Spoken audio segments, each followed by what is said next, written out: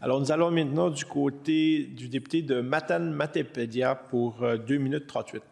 Merci, M. le Président.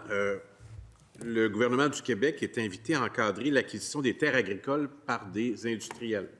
Je suis bien placé pour vous en parler. Je suis député de la MRC de la Métis qui a fait un exercice important avec l'IREC et un certain nombre de recommandations qui s'adressent aux ministres, qui s'adressent aux participants de cette commission. Ça a été déposé en décembre dernier.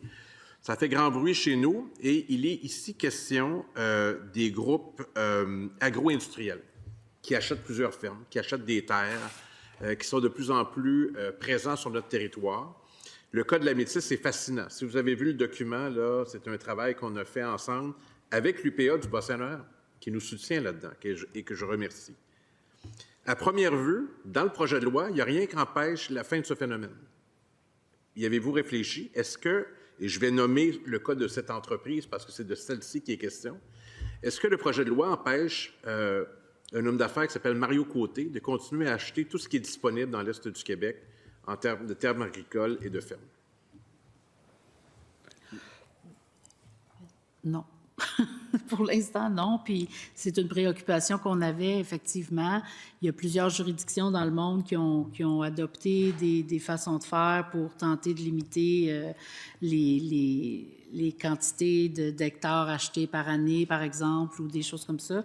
Mais effectivement, c'est une préoccupation. Je ne sais pas, Charles, si tu veux rajouter quelque chose. En fait, le projet de loi va permettre, par réglementation, de pouvoir limiter la quantité de terre qu'un industriel achète ou qu'un producteur ou qu'un propriétaire détient. Donc, le projet de loi va permettre ça. Il va y avoir un règlement qui va suivre. Il va y avoir un débat qui va se faire autour de ce règlement-là. Mais la loi, le projet de loi 86, prévoit éventuellement, oui, un suivi des transactions, mais va permettre également là, au gouvernement d'adopter un règlement qui pourrait venir limiter la quantité de terre qu'un industriel, qu'un acheteur puisse acheter.